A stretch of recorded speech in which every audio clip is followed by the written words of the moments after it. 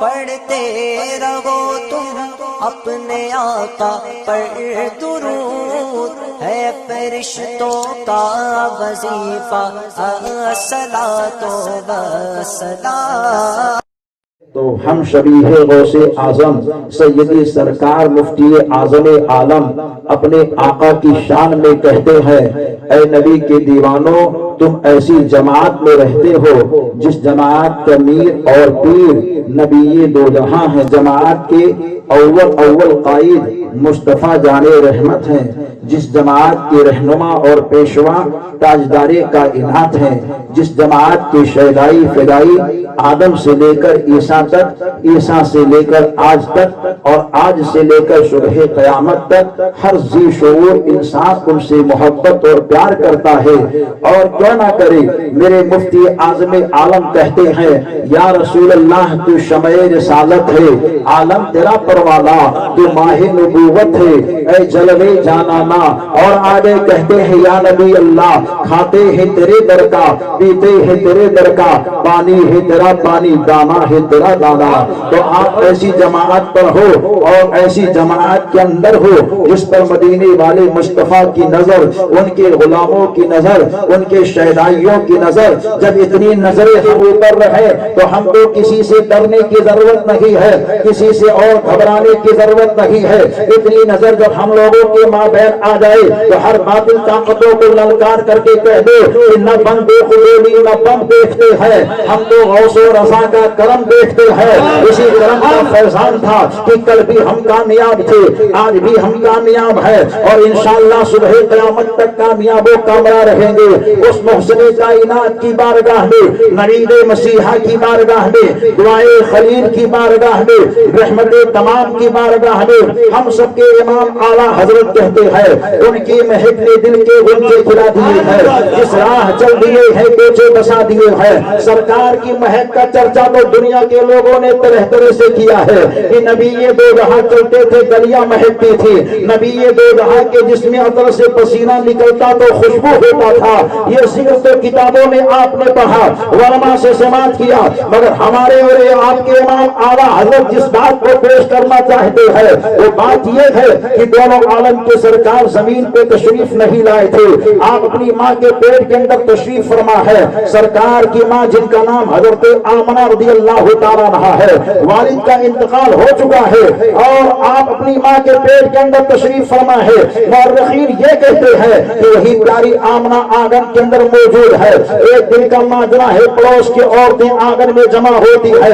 اور فاطمہ بنت عمر مخزومیہ جو حضرت آمنہ کی پیاری ساس ہے، ان کے پاس پہنچ کر کے شکایت کر، اے فاطمہ آپ کو معلوم نہیں ہے آپ کی یہ بہو آمنہ بہت تیز خوشبو کو لگا کر کے چلتی ہے، یہ چلتی ہے تو گلی مہکتی ہے، یہ چلتی ہے تو کوچا مہکتا ہے، یہ چلتی ہے تو نگر مہکتا ہے، یہ چلتی ہے تو ہر جہاں جانب سے خوشبو آتی ہے۔ اپنی بہو کو آپ پابند کر دیجیے تاکہ آپ کی بہو بہت تیز خوشبو کو لگا کر کے نہ چلے۔ ایک تو بیوہ ہے، اتنا زیب و زینت کر کے وہ جمع کرتی ہے کہ گلیاں مہکتی ہیں ان کے چلنے سے۔ انہوں نے کہا ہاں ہاں میں نے بھی خوشبو کو محسوس کی ہے، ہم نے بھی خوشبو کی رانائی کو لی ہے، ہم نے بھی خوشبو کے معاملات کو لیا ہے، ہم نے بھی خوشبو کے فکر کو سوکھا ہے۔ اب تاریخ یہ کہتی ہے،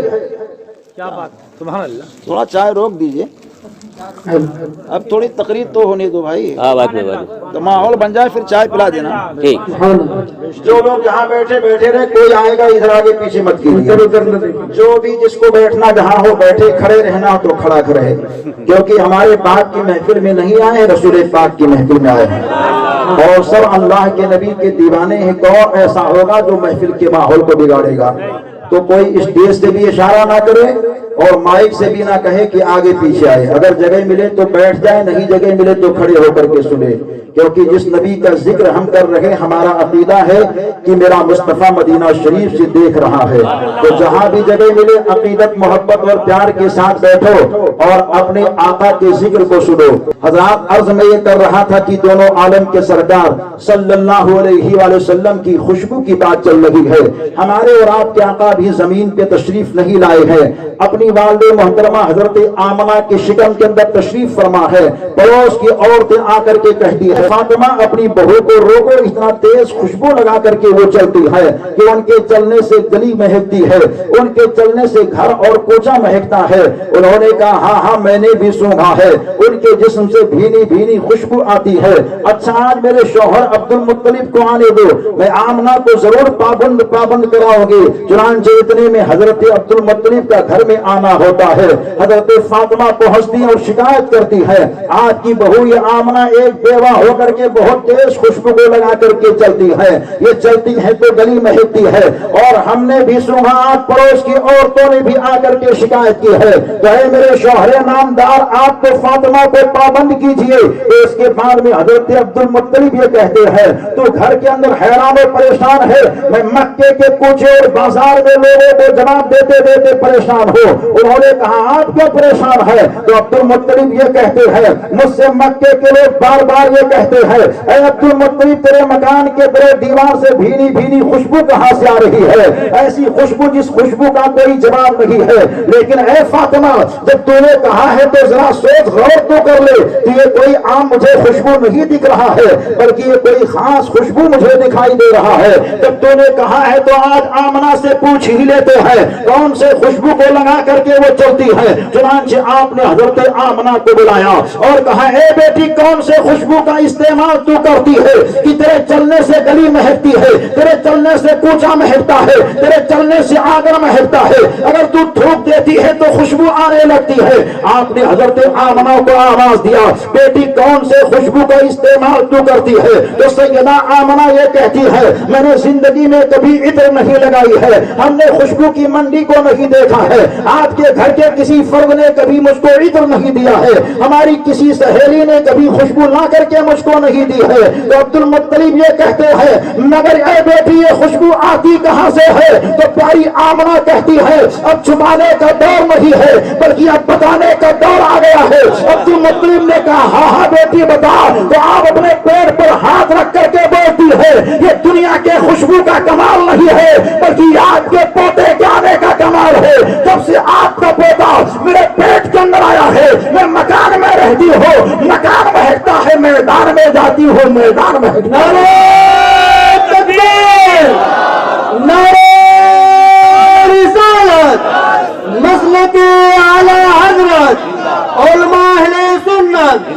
اعلیٰ حضرت بولتے ہیں ان کی مہکنے دل کے غنچے کھلا دیے ہیں، جس راہ چل دیے ہیں کوچے بسا دیے ہیں، ابھی سرکار آئے نہیں ہیں خوشبو سے معاملات مہک رہے ہیں، اور جب ہم سب کے مصطفیٰ آ جاتے ہیں تو کیسی خوشبو آتی ہے، کیسی مہک آتی ہے، یہ کسی سے پوشیدہ نہیں ہے۔ سرکار آئے ہیں مکے کے گھر گھر میں خوشبو ہے، سرکار آئے ہیں آپ خود مہکتے ہوئے آئے ہیں، اوروں کو بھی آپ نے مہکایا، نظر ڈالی ہے مصطفیٰ نے ابو بکر کو صداقت میں مہکا دیا ہے، نظر ڈالی ہے مصطفیٰ نے عمر کو عدالت میں مہکا دیا ہے، نظر ڈالی ہے مصطفیٰ نے عثمان کو سخاوت میں مہکا دیا ہے، نظر ڈالی ہے مصطفیٰ نے علی کو شجاعت میں مہکا دیا ہے، نظر ڈالی ہے مصطفیٰ نے حسن کو امامت میں مہکا دیا ہے، نظر ڈالی ہے مصطفیٰ نے حسین کو شہادت میں مہکا دیا ہے، نظر ڈالی ہے مصطفیٰ نے غوث کو کرامت میں مہکا دیا ہے، نظر ڈالی ہے مصطفیٰ نے خواجہ کو سلطنت میں مہکا دیا ہے،